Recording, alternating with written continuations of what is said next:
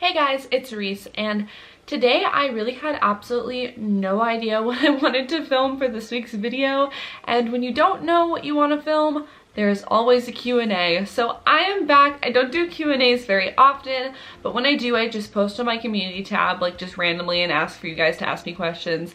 And if you happen to see the post, then people leave comments. So I picked out a few of the comments that you guys left, and I'm going to go ahead and answer those questions for you now. So I hope you enjoy. So the first question I'm going to answer, I'm just doing because it's relevant to the time period.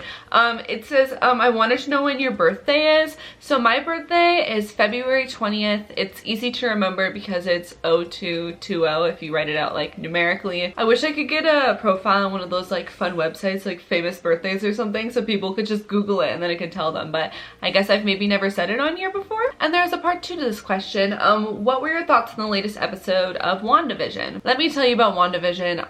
I'm absolutely loving WandaVision. I've loved every episode. Like I've loved the sitcom episodes, but like the newest episode where it's been more story driven with new characters and, you know, with more of like a normal drama TV show structure. It is so good. I am desperate to know what happens next, and I think the entire show as a whole is just going to be really, really good and something really, I'm glad that Marvel's doing something kind of different. They're being kind of quirky and out of the box, and yeah, I mean, I'm loving it so far. Next up, I received a lot of questions regarding books. You guys know I love to talk about books. I do booktube videos sometimes on here, but I'm kind of just gonna answer these all like together. So someone asked, what book are you currently reading? So right now I am reading An Ember in the Ashes. This is a series that I've heard really, really good things about, and I found out about it because I saw like the newest one, which I'm pretty sure is the last one, just came out, and I saw it at like Costco or something, and I was like, oh my god, this cover is so pretty. And then I looked it up and I found out that it's very popular and very acclaimed.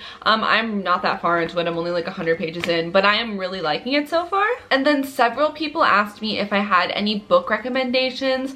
I have done videos before talking about like some books that I recommend, and I can link those down below, but just to like recommend some new ones for you guys now, I'm just gonna tell you guys all the books that I read in January and my ratings of them and if I would recommend them or not. So give me 1 second to go and pull those off of my shelf. Okay, so I have them here. We're just gonna be very hopeful that my bookshelf does not collapse. Like it's looking interesting right now because I just had to pull these off, but I'm gonna go through, these are the books that I read in January. So the first book that I read in January was Throne of Glass by Sarah J. Maas. Obviously this is an extremely popular book on like Book Talk, and really just like forever it's been a popular book in like the YA fantasy community. So I had just finished reading the whole Lunar Chronicles series when I started this, and I think that just because those books were so amazing, I didn't find this one to be as good. I don't know, I didn't love the characters, but I thought the story was interesting, and I didn't read any of the rest of them. I just read the first one, but I think eventually one day I'll probably continue with the series, but it didn't leave me like dying to know what happens next. But like I would definitely check it out if you are a fan of like kind of dark YA series books. Like I would check this out. Next I read Heartless by Marissa Meyer. This is like a retelling of the Queen of Hearts from Alice in Wonderland,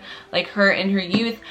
This has like mixed reviews online, but I absolutely loved it.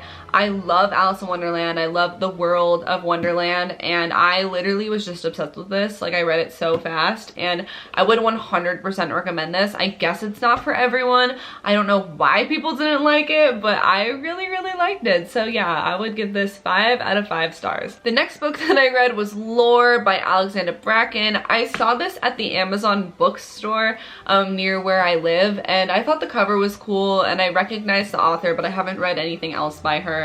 And I love Percy Jackson and I love Greek mythology, and I was like, okay, this sounds like right up my alley, so I'm gonna read it. Honestly, I mean, I didn't have any expectations going into it. I just really didn't love it that much. It's a lot. Like I'm not gonna spoil anything for you, but there are a lot of characters there. It's like a very complicated plot. Like you need to go into it like knowing, like there's so many rules to everything, and it's just like a lot. Like you need to be very tuned in, and your brain's gonna hurt after you read this. I just didn't really find it that engaging, and I mean, you know, I finished it, but I didn't love it. So I mean, I wouldn't necessarily recommend this, but like if you want to try it out, then you can. And lastly, in January, I read Instant Karma, again by Marissa Meyer, trying to get through every single book she's ever written, apparently. I haven't read like a cute little contemporary in a hot minute. I needed a break after Laura made my brain hurt so much, so I have had this on my shelf since I got it for Christmas, and honestly, I thought it was really cute. I'm like not the biggest fan of contemporary like little romance novels. They're just like, I just read them because I think they're cute. I never think they're like extraordinary works of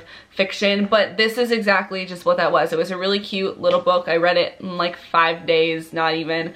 So yeah, I mean, if you like contemporaries, I would definitely give this a shot. So yeah, those are my 4 books that I read in January, and I'm going to go put them back up on my shelf so it doesn't collapse in the background. Okay, next question is, tell me about your family and siblings. So I mean, I feel like I've said this on here before, but maybe I haven't really talked about it. So I'm actually an only child. I don't have any siblings. I have a cat named Bellatrix, and I just rescued a rescue dog. She's a puppy named Piper. She's adorable, and I'll put a picture in here right now. I would have brought her in here, but she's sleeping and I didn't want to wake her up because puppies are a lot of work and that's just too much for me right now. So I got a couple questions pertaining to my YouTube channel, so I'm just gonna answer those ones now. So the first one is, what was the video that blew up your channel, or were there several? So the first video that was ever super popular on my YouTube channel was called Steve Harrington Being a Mom for 5 minutes straight. I had seen someone like try to like edit funniest scene from Stranger Things on Instagram, and I was like, oh my gosh, what if I made like entire YouTube videos where I just like went through and edited these scenes and made them like even funnier than they already were. So I went and I did that, and over like the course of a week or two, this video had gotten up to like 1 million views, and I had like 1,000 subscribers, so I was so confused. And the very funny thing about this video is that if you search my channel, you will be able to find Steve Harrington Being a Mom for 5 minutes straight,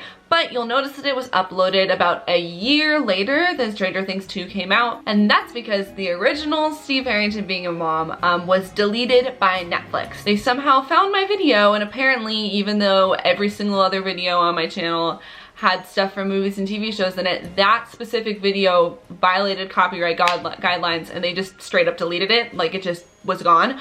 That's never happened to me before. Like, please, knock on wood, I never want it to happen again.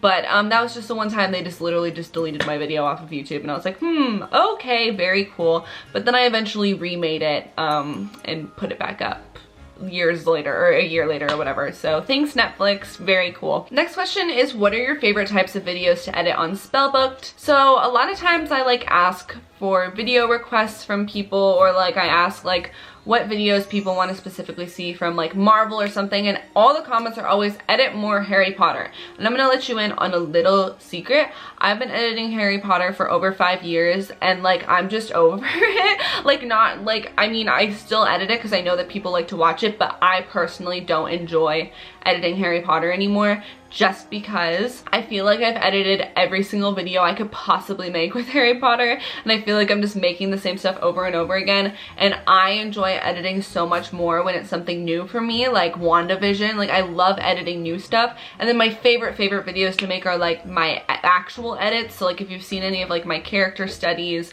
or videos like that, that's like what I love to make. That's what my channel originally was, but I went into the comedy videos because that's what people wanted to see. So that's why I make them, because people like watching them and they make people happy, but they're not my favorites to actually produce. Next question is, what is my favorite Pixar film? What a great question. I am a huge fan of Pixar. There are really only like 2 or 3 Pixar movies that I don't like. And I'm not gonna name names, but one of them might be a certain movie about a certain prehistoric extinct animal. And the other 2 might be prequels to a movie about automobiles. My all-time favorite Pixar movie is Inside Out. That's kind of an unpopular opinion. I really love all of them, but Inside Out just has like the most, it makes me the most emotional, and I feel like the most connection to it. Like, it's the most relatable, and it's like my comfort movie. Like, I watch it like once a month. I adore it. But if you were to ask me this question 15 years ago, the answer would have been Finding Nemo. It was my favorite movie throughout my entire childhood. Now it's scary. Like, I went back and I watched it a couple months ago, and I'm like, this is kind of traumatizing for a child. Like, there are so many intense scenes in this movie, but whatever. Another question that I got is, do you use skincare? If so, can you show us what you use? So I did like a get ready with me like a couple months ago where I like did my makeup as Hermione, and I always wondered if I should do like a full-on get ready with me.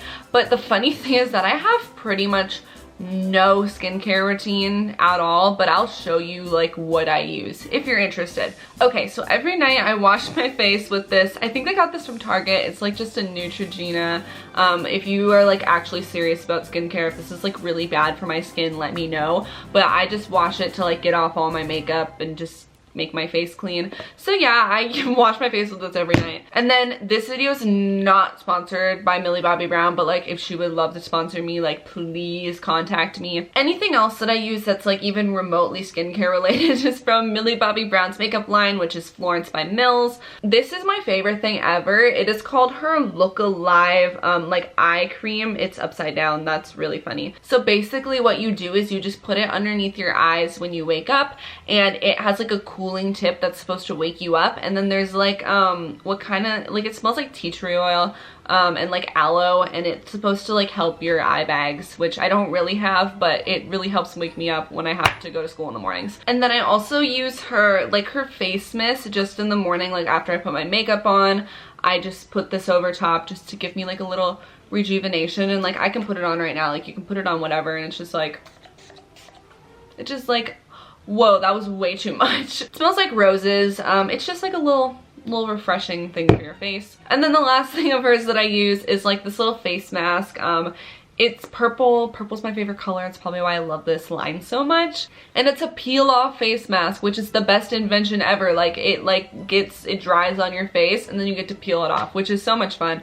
So I use this sometimes. But yeah, that's really the extent of my skincare. I'm really lucky with my skin, so I don't do that much, but yeah, that's, if you were wondering, that's what I use. And then one final question is, what is a Disney film that you would like to see turned into a live action movie? So initially my answer would be nothing. I really think that Disney needs to start coming up with original ideas again and not just like keep churning out these live action remakes. If you guys didn't know, I'm gonna be majoring in film production in university, and my goal eventually one day would be to work for Walt Disney Studios making movies. And by the time that that happens, I would really hope that they're not making live action movies anymore, because I don't know if I would want to work on that, because they're just the same thing over and over again. But to answer the question, I would be interested to see what they could do with Tangled. I just think that would be a fun one. And I'm actually really excited to see Hercules. I want to get like a rejuvenation of Hercules